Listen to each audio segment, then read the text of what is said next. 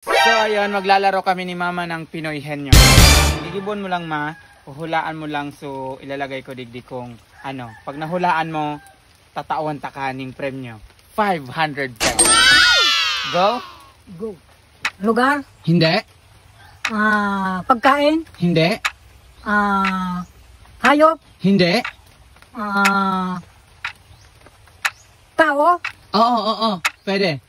Presidente? Hindi. Natural na tao? Oo.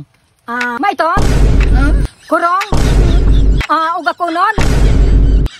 Bulbolon?